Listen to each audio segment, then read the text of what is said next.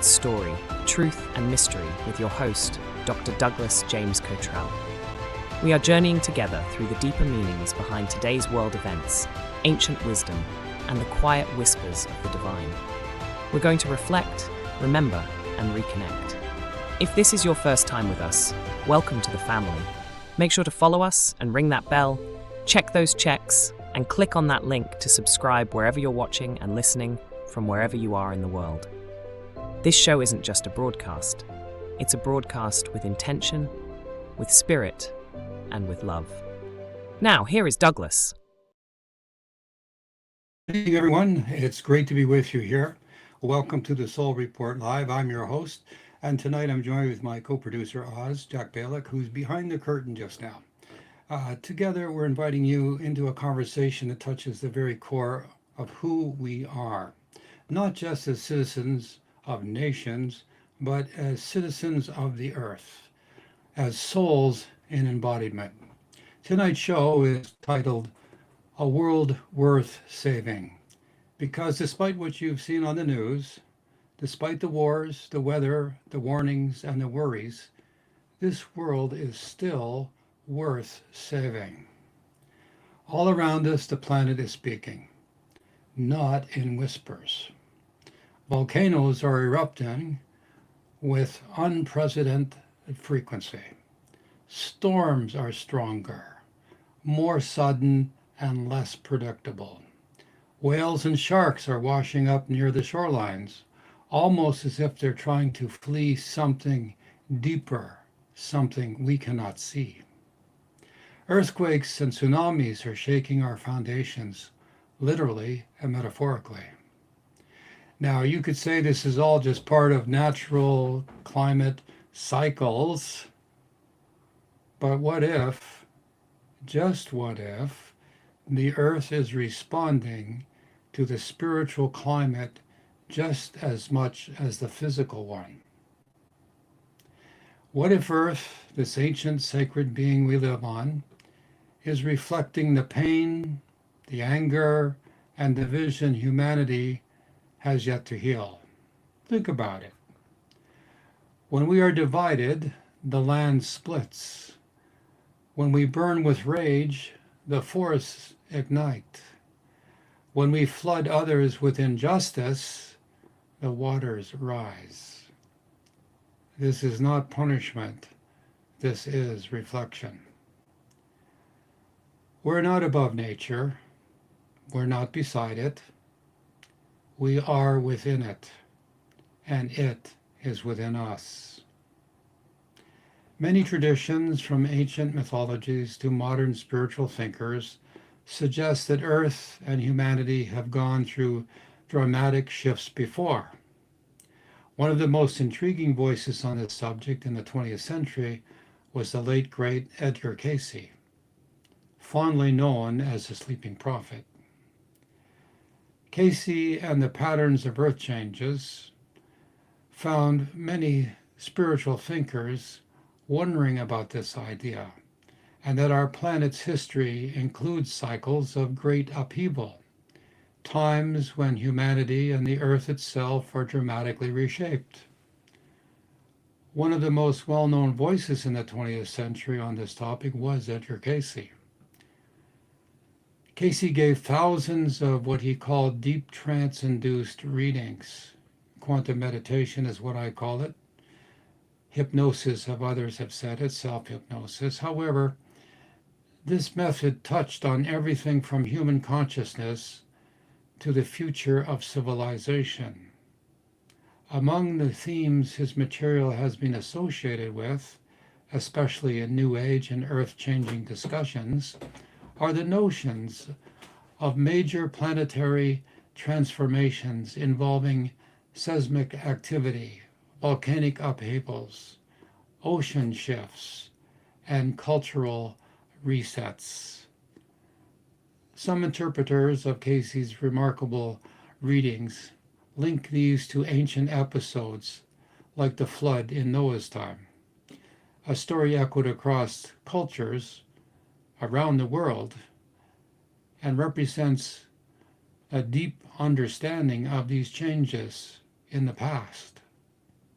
Casey's material was extended by his followers and interpretations that the world has been through great cycles of transformation, like the Noah flood, and evidence of forgotten cultures like Atlantis and Lemuria are appearing to confirm this in archaeological finds.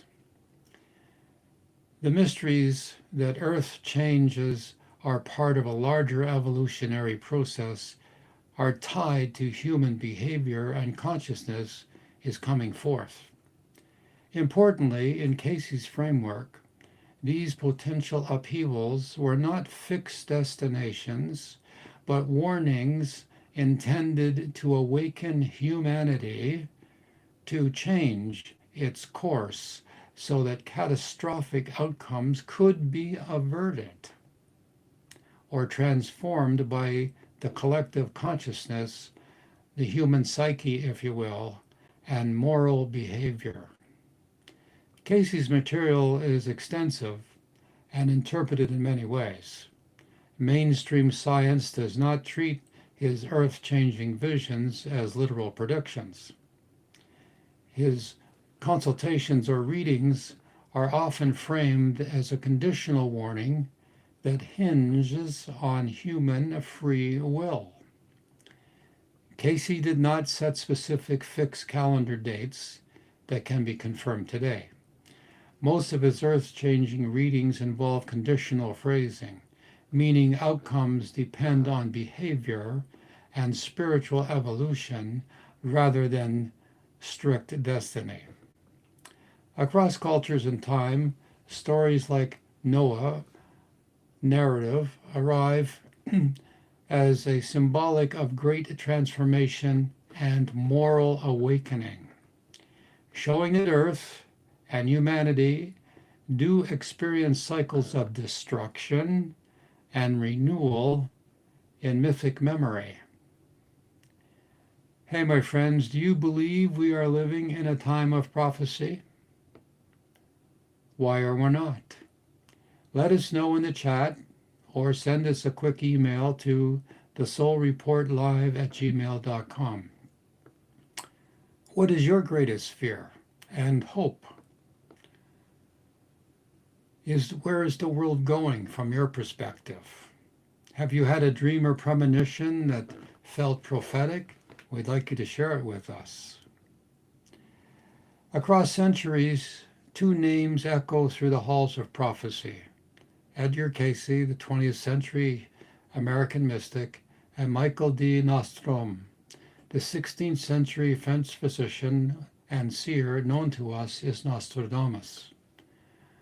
Both men, separated by time and tradition, warned of catastrophic events, but also of the potential for human awakening.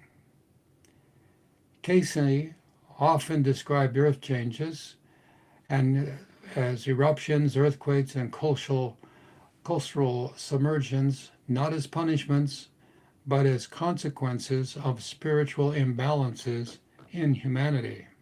He warned, the earth is being broken up in many places.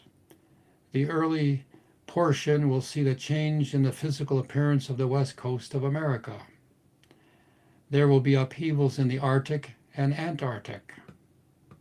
His readings also confirmed that great civilizations have existed before our present one, like Atlantis and Lemuria. These were lost due to materialism, misuse of technology, and spiritual neglect.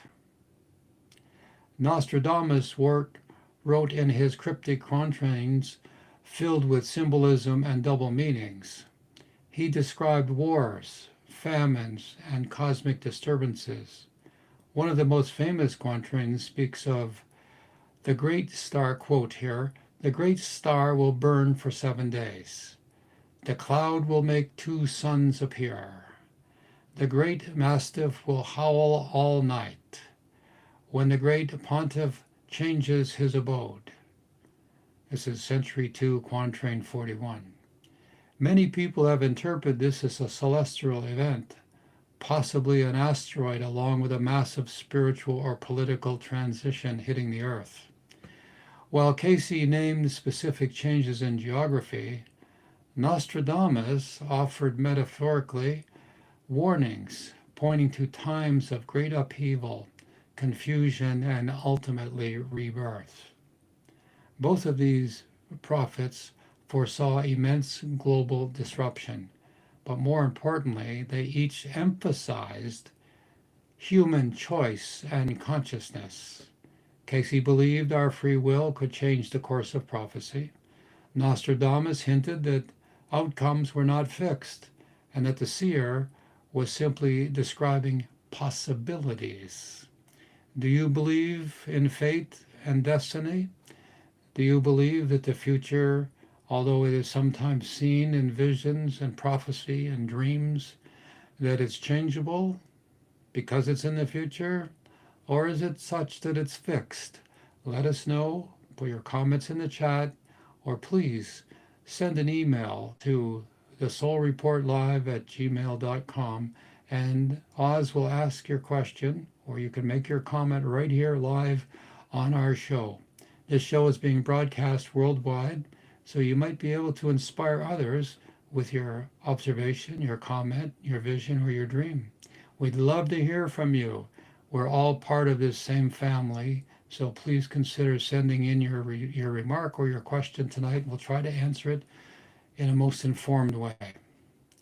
Remember, in our time, amid political turmoil, climate events, and social fragmentation, we are witnessing the stirrings of these ancient visions. These prophecies of long ago seem to be taking place now in our time. But I must add, these are not signs of the end, far from it. They are invitations to awaken, each of us to wake up, to open the pathways to prosperity, to allow the flows to come into your being through the pathways of spirituality. Don't block them by hate, by fear, by worry. Rather, when we speak of invasions justified not by defense, they are by greed. Economics being maneuvered for the wealthy few, while ordinary people are left behind, is a sign of this ever-encroaching shadow. Brutality carried out against innocents, especially children, from Gaza to Ukraine, from New York to Texas and beyond. Brutality in the streets is a sign of what is taking place in our own time. And the question rises in the hearts of many. Why would God let this happen? Is this God's will? Where is God in this time? My friends, God is not absent. God is everywhere. God is omnipresent, omnipotent, everything. By the ways of the divine that we see, we cannot understand, and they are not always what we expect. Here's a lesson from the prophet Habakkuk. He complained to God that at his time things were awry. There was greed. There was corruption. He was a prophet in Israel. And he once said to God, who cried out in frustration to God, Lord, why do you allow the wicked to triumph? Why do you tolerate wrongdoing? This might be a question we're asking today when we see brutality with masked men taking people off the streets, making them the disappeared in our country. These times are uncertain, and we wonder why are children as young as 5 years old being arrested, detained, and disappeared, all with the badge of authority. It makes us wonder, God, why do you allow this to happen? Well, we must be careful. For this prophet of ancient times cried out. He's a lesser known prophet. You can find him in the good book, by the way. But he had God's ear. And God answered him by saying, I'll help you not with comfort, but with clarity. God informed him, I will deal with them, meaning the corrupt people of Israel, but not in the way you think. I will use even your enemies, to correct the corruption among you. At that point in time, the nation, the country, was very corrupt. Like all nations that rise to great power, corruption is the cancer that manifests within. It mastizes itself to the leadership, to the politicians, to the rich, and to those who are, let us say, selfish. And you can tell this is taking place because the poor suffer. Their country fails, even though great wealth is existent in the hands of a few. However, God answered the question and then said, it was a hard truth, but one that led eventually to healing and freedom. God said, I will deal with them, but not in the way you think.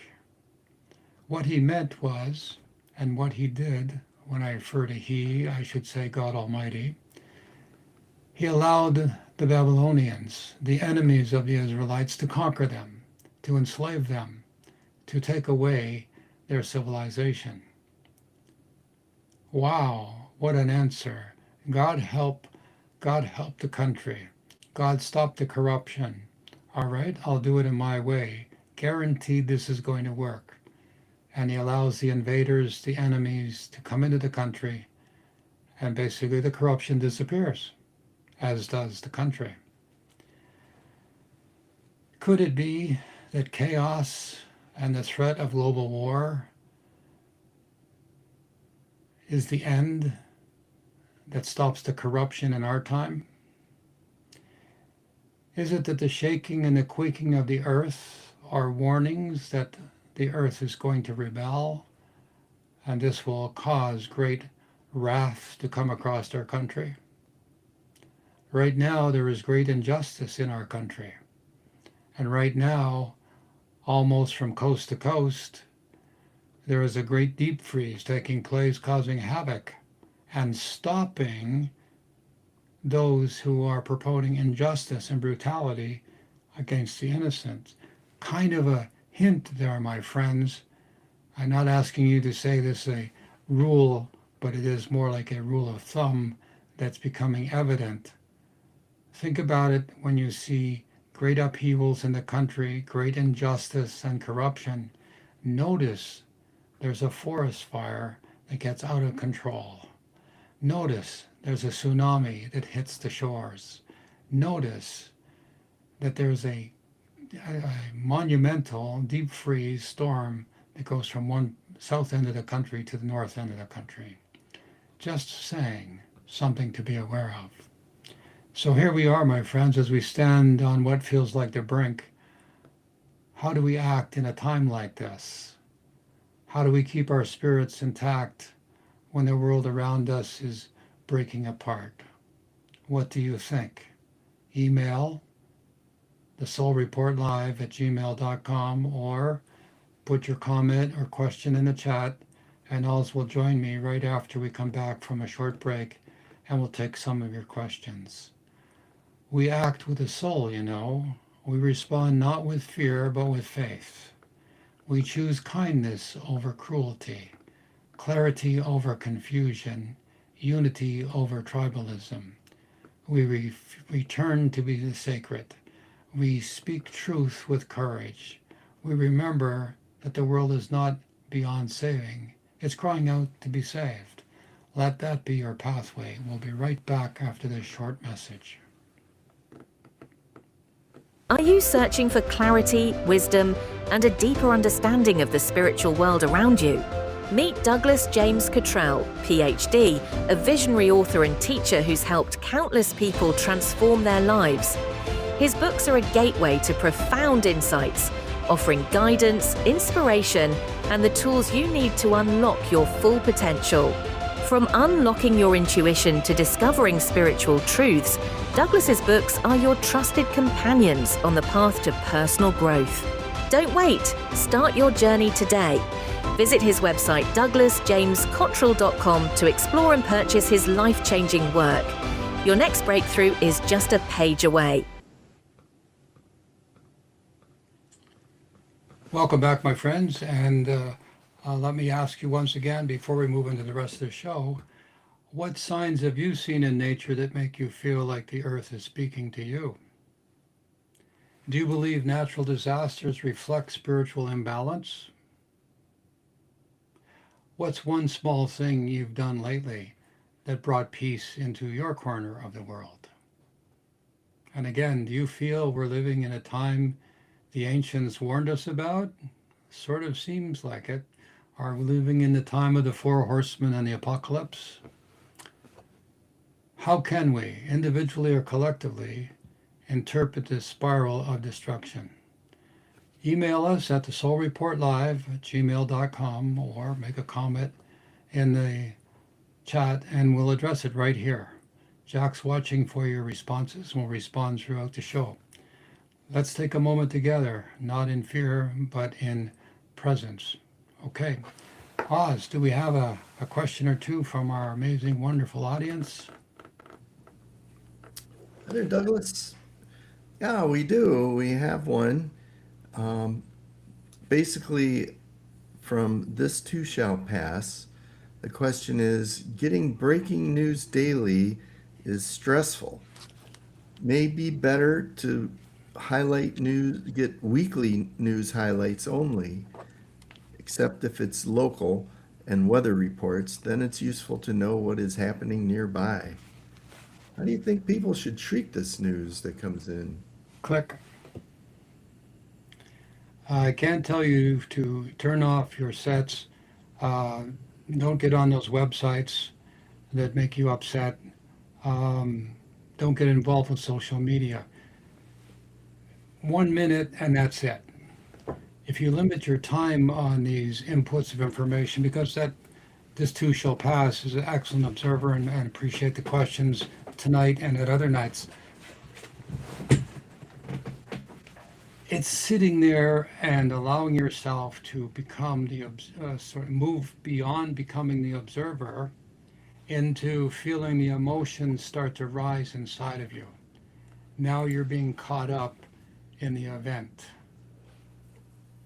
There's an event on TV where a man was assassinated, and it's played over and over and over again in Minneapolis.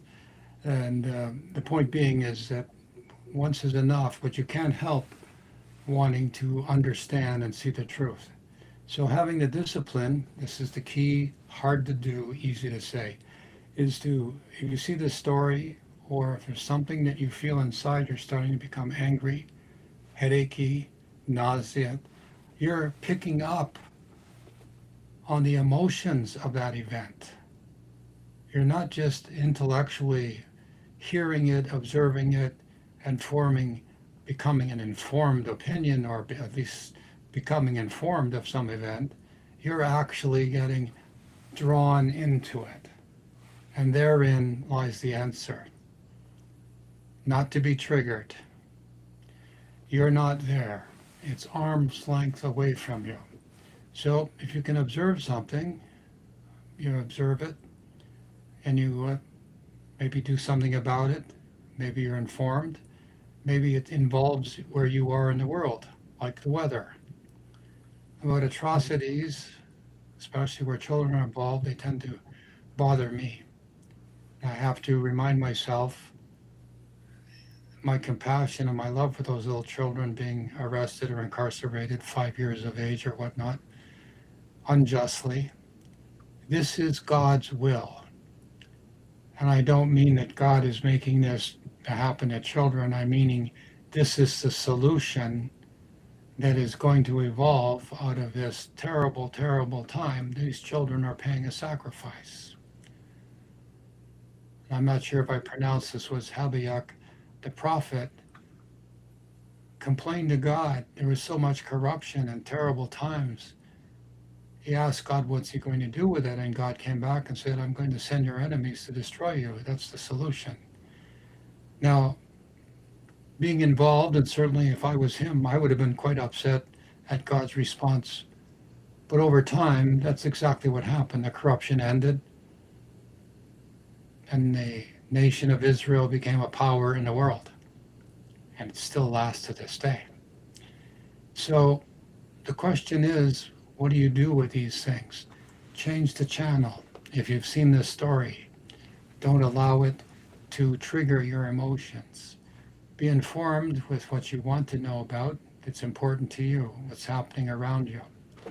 If these circumstances or situation motivate you, that you feel like you want to go beyond the end of your hand, beyond your fingertips, and you want to protest, you want to write a letter, you want to do something, do it in a spiritual way, a practical spiritual way. Don't get angry. Give us solutions, not opinions. To say that you're outraged, that you're angry, we get it. But give me a solution and move forward with that solution. To people who complain about something, the complaining and the talking about it is a time waster. It delays the inevitable. Circumstances have to change, and they have to change by coming to a head. That takes action. So be selective. In between getting doses of bitter news, go to good news. There is a lot of good news out there. Find yourself balanced emotionally. If you're feeling you're a little imbalanced, then turn off the TV, turn off the computer more exactly here, and take a break. Calm down. If you're really upset, you know, the kind where you're shaking your fists and you're stamping your feet, ha, the devil got you. The forces on the dark side influence people to do bad things. And now you're on the verge of being influenced to do something bad because you're all upset and angry and frustrated, and more than likely have destructive thoughts in your mind as well. So the long answer, the point being, and the message is, don't allow yourself to become influenced to the point of being triggered into anger or fear or worry. It's okay to be concerned and to find with compassion the atrocities that are happening to little children that you disagree with. Do something about it. Don't give lip service to it, and don't allow yourself to be outraged over and over again because it steals your life. Write a letter, send an email, and then that's it. It's as far as you can go. If you feel motivated that you want to go down and protest, do so from across the street. Do so from a safe distance. Don't get up in the face of the authority or the officer, because you see now you're being sucked into the negativity, and only hatred is the result. Many people are foolish. Don't become one. Protest with dignity. It's okay to be serious, but no need to be solemn. As such, as we move from one place to another, and you don't allow yourself to be triggered, you can be a practical spiritual person. So I ask you some questions. How do you feel about these times? What's your answer? How do you engage those people? What signs have you seen in nature that make you feel like the earth is speaking to us? Remember, if you are a spiritually minded person, you believe that what's taking place is supposed to take place. Edgar Cayce warned of a time of chaos, 68 to 98, he said. Ross Peterson, my mentor, told us that there would be a time of chaos. He also said it would be a time where you could be shot on the street for a bag of groceries. He talked about great upheavals financially, and the world had struggled with finances and trade. That's a paraphrase from when he was referring to the time of chaos. Here we are. I've said many things about prophetic events, if you will, and they've come true. The thing that I've resolved, and you might take some resolve in this, is this. If people, prophets and seers, just like you, ordinary people who see through a dream something that's going to happen, or those who are more professional at it, like Edgar Casey and Nostradamus, Ross Peterson, Paul Solomon, myself. If we can see it, and it happens in the future just as it was predicted or prophesized, then it means it was supposed to happen. Is that the end of it, is the question. And the answer is no, because as tonight's show, this is a world worth saving. This is a wake-up call. When people tell me we're in the fifth world destruction, as Edgar Casey was predicting, there's been 4 others previous to this, that this is not a time of utter destruction. I classify it as a time of renovation, tearing down to build up. Oz, we have another question. Yes, we do. On YouTube, Sybil Farmer wants to know if some of the weather is engineered and not natural. The earth is tipping. I've through my years, 50 years, I'm going to not digress too much, but I'm going to say there was from time to time great interest in certain things like comtrails or chemtrails and how they were affecting the atmosphere. There was great conspiracy theories about how dirt was going to be taken up by big airplanes and sprinkled into the atmosphere to block out the sun. There were stories about the influences of weather by seeding the clouds, which we know that can happen and it rains. But there was this understanding that there were devices, magnetic devices, that could cause whirlwinds or tornadoes. There might be some truth to all that, but the planet is basically tilting, and the orbit of the planet is changing. And within the planet, the core, the molten core within the planet is spinning at a different speed than the crust. And because of that, we're having earthquakes, we're having volcanoes, and the magnetic flux or core, you can call it gravity as well, is changing.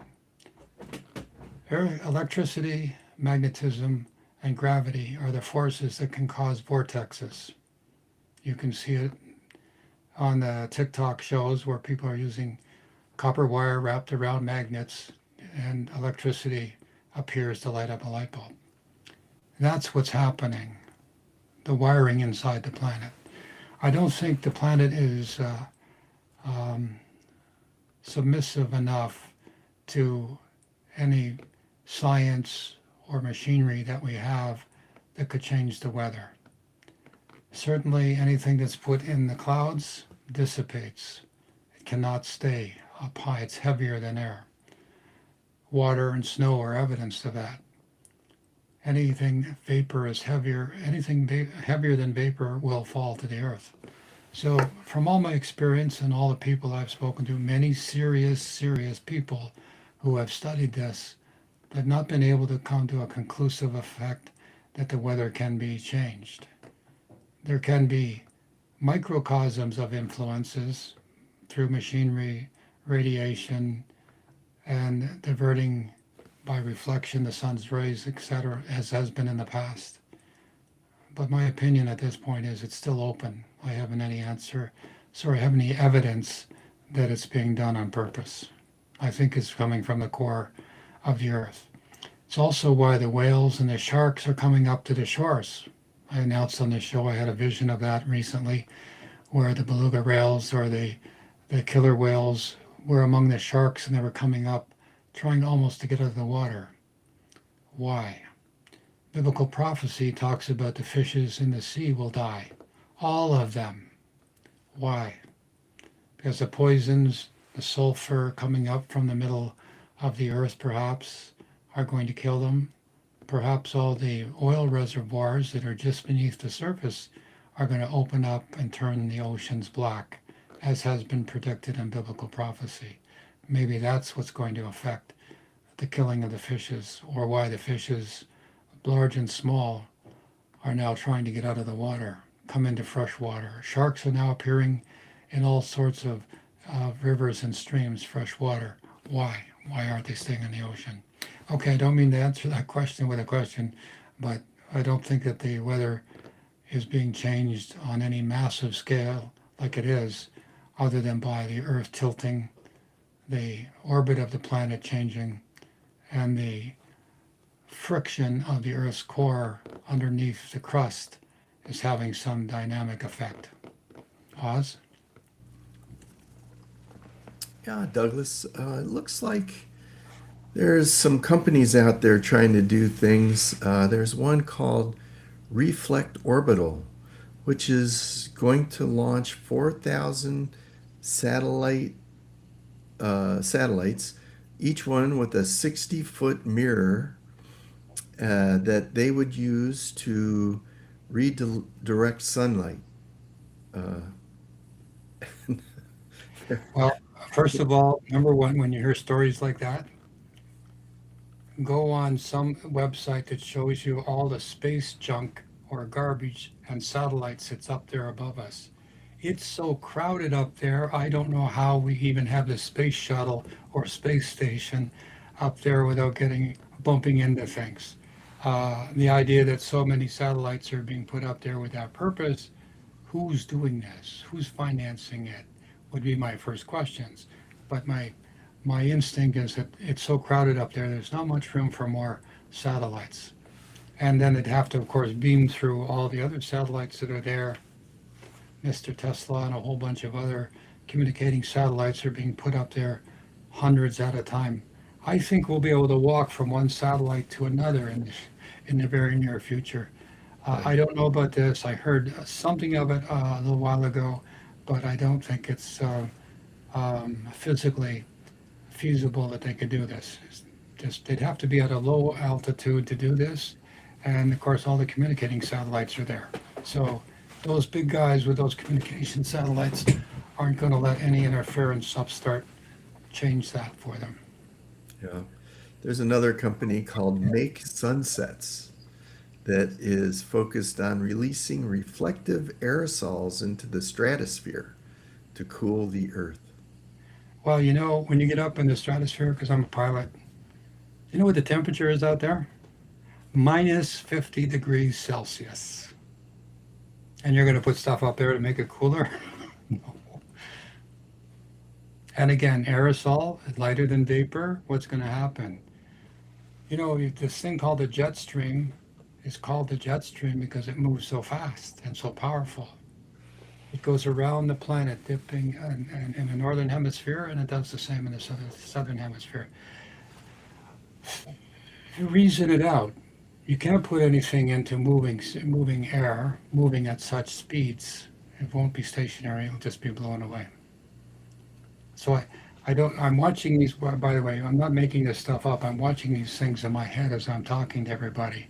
So I just see it like as somebody, you know, when you're a grandpa and you're sitting there and you're smoking a cigar, and the grandchild comes up and you go, at least in the old days, my grandfather did, and you blow a smoke ring in the air and you get this nice smoke, and the kid goes like, "Wow, how'd you do that?" Well, where does it go? And that's what I think these. I'm not trying to put down anybody's projects, whatever, but my impression is that anything attempting to change the atmosphere, especially at altitude, impossible. Yeah.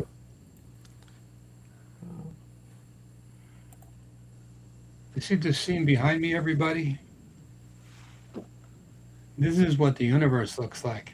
What if you were out there, say, on that star right around there, and you were looking our way?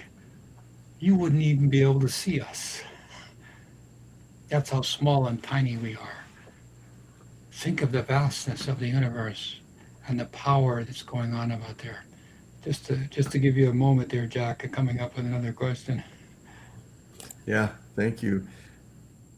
I don't have another one here, but we were talking a little bit about the ice and the weather, and well, that's an interesting story I ran into today, and it had to do with back in 1941. Have you heard this story? Back in 1941, Sounds like during wartime. Mhm. World War II, Nazi Germany launched Operation Barbarossa, the largest military invasion in history aimed to conquer the Soviet Union. So the German forces had advanced rapidly and reached the outskirts of Moscow, getting as close as 15 to 20 miles. And as the Germans approached Moscow in November and December of 1941, the Russian winter set in with brutal severity. Temperatures dropped to as low as minus 40 centigrade in some areas, minus 49 Fahrenheit in some areas. The Germans were not properly equipped for such conditions, and many soldiers lacked winter clothing and machinery, and vehicles malfunctioned in the extreme cold. And the invasion came to a, pardon the pun, freezing stop. So, over the years on news and stories like that, I became aware of that, and that just goes back to God taking care of things. Remember the Spanish Armada, the invasion of England. It was just all the ships were blown away. When there was, I think it was the invasion of Troy. Again, the huge armada back in the day were just wiped out. Storm came up and everything was, I'm not trying to draw a parallel to the Second World War, but just coming to my mind, those stories that, yeah, you're right, Jack. There were these freaks of nature, storms, tidal waves, storms at sea, winter storms, and the invading force was stop cold. So are we alluding to that possibility of what happened here in this weekend, where cold just stopped the federal officers from going out and doing what they're doing to undocumented people? Everything came to a sudden halt. Is this a wake-up call? I hope it is. But isn't that funny how a huge military force gets stopped not by bullets and bombs, but by ice, cold. Yeah, that was, I think that would need more research. If anybody's out there, you could probably Google stuff like that or get chat and ask how many great invasions were stopped because of storms or weather. I'll bet you if somebody were to write a book on it, they hint, hint, Jack, Jack's an author with what's the title of that wonderful book again, Jack? Lost in Time or Forgotten in Vanishing Knowledge. There's another one you can come up with. That'd be another one. Okay. When prophets speak of destruction, they are not predicting doom rather, they are warning us to grow. This is something from one of the Casey and Nostradamus. Casey said Atlantis fell because they forgot their spiritual source. What then is our generation forgetting? Remember, the Soul Report Live here is investigating the connection between the soul influences and practical spirituality, or life as we see it. And you have the the ability to open up the gates to allow the flow of prosperity to into yourself by practicing your spiritual beliefs. You got another question, Jack? No, I just looked, and Napoleon's invasion of Russia in 1812 That was was what I was stopped. thinking. And it says it's not entirely because of the weather, but the weather played a big role in it. You know, the Spanish Armada in 1588 uh, stopped that. Um, What was that and storm at sea? They were trying to invade England, was it? the massive storm called the Protestant Wind scattered the Spanish fleet, preventing an invasion of England. Yeah, I remember that from history in high school. yeah, that's good. Yeah, That's a good one. yeah. And the Mongol invasion of Japan in 1274. Two Mongol fleets were destroyed by typhoons, or they called it divine wind. So there you go, my friends. Is this coincidence that these huge armies were or forces were defeated by weather or by storms? That I think, Jack, we could, if for a believer, you could put up the side and say, yeah, was it coincidence or is it a fact of nature? Is this something that the divine has as a way of stopping atrocities from taking place? I mean, we go back to that prophet um, Habakkuk, I think is, I said right. I mean, he was praying for God to intervene in the injustice and the corruption of the people of Israel and were at his time. And so what happened? An invading force of Babylonians came in and wiped them out and had to start all over again. Likewise, those invading armies, I would think. I guess after the Spanish Armada was sunk, there was no more Spanish-British war. It was over. Yeah, Okay. yeah. Do we have any questions in the chat? Let me check. Yeah, folks, leave us a question in the chat. We'll get it answered here. Yeah. Do you believe we're living in a time of prophecy? Why or why not? People who ask questions really appreciate it. Remember, this is my opinion. I could be right. I could be wrong.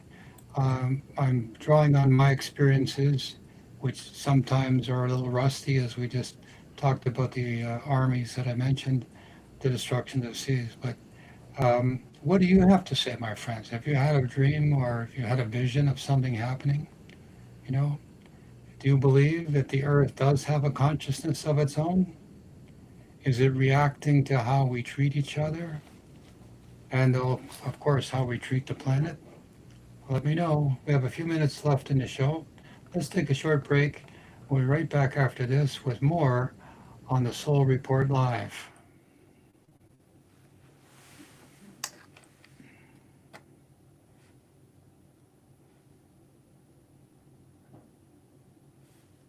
Are you ready for the future? A future filled with challenges, changes, and opportunities? Discover the New Earth by Douglas James Cottrell, PhD, a groundbreaking guide to understanding the evolution of our planet. Learn how to prepare yourself and your loved ones for the unpredictable. With insights from the Akashic Records and quantum meditation, this book offers precise predictions and practical advice. Explore how geographic areas will be affected and become a co-creator in shaping the new era of our planet. Over 370 pages of essential knowledge. Secure your ultimate guide to the future. Order the New Earth today.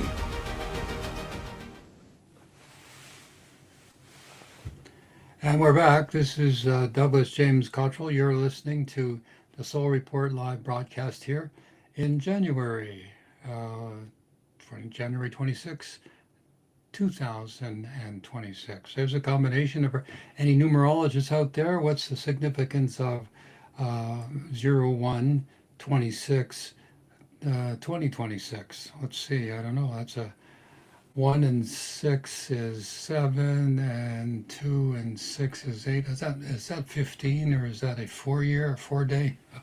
Been a heck of a day today. Let us know. We have a few minutes left in the show tonight, but remember right now, systems are collapsing.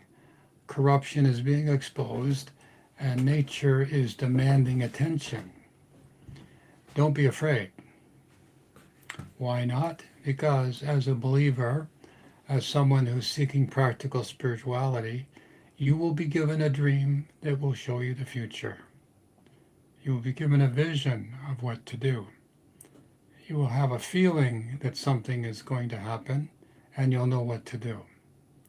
You are resonating with nature.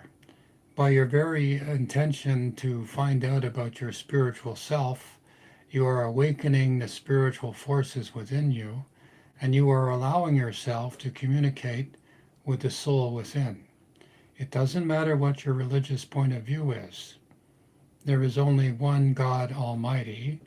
There is only one spiritual realm, and all the saints, avatars, prophets, and holy beings, including the angels, live in that same singular place. So you might have a different perspective on how to worship, but as you understand the spiritual realm is in the post-existence, where we all go after we pass away, and that you realize with your spiritual attention that the post-existence is exactly the same place in the pre-existence. It's where you came from before you were born. And so with that understanding that it doesn't matter what path you take to understand God Almighty. And I think there's about 108 paths to understanding, or having an understanding as best you can as a spiritual being, God Almighty and the influences of the divine. But it's your duty to continue grasping and seeking to understand God, to allow God within. And when you do that, then you will have the courage, the peace of mind, the understanding, and you will surrender to the greater consciousness that we call God Almighty, or God by any name you like, because it's all the same. I wonder, Jack, does God have a preference as to what name God would like to be called? I don't think so. I've talked to people about God's gender, male or female. I don't believe God has a gender. Someone asked me, what does God look like? I said, I've seen God. He's appeared to me, but not as a being as you would expect. God appears to me in a way He has allowed me to see Him and others. You might see a shining disk like a sun that's so bright that you want to look away, but it doesn't hurt your eyes. You might see a being big and powerful and mighty, just like you would expect God to look like. And so God appears the way you would expect. But God is a force. The best way I can express what God is like lightning or electricity. A force that's very powerful. You know it's there because you see the evidence of electricity or lightning, but you can't see it, you can't control it, you can't touch it because it's so powerful, but it's there. And lightning has a purpose. It makes the crops grow. It has other purposes of which I do not know. Where does it come from? Where does it go? I do not know. But lightning is taking care of us. And if you think of God Almighty as powerful, more powerful than the biggest lightning storm you've ever seen, more powerful and more present than any place you could see when you see lightning going across the sky from one horizon to the other, it's kind of humbling. You're a little afraid because if you touch lightning, you might die. But lightning is a necessity of nature.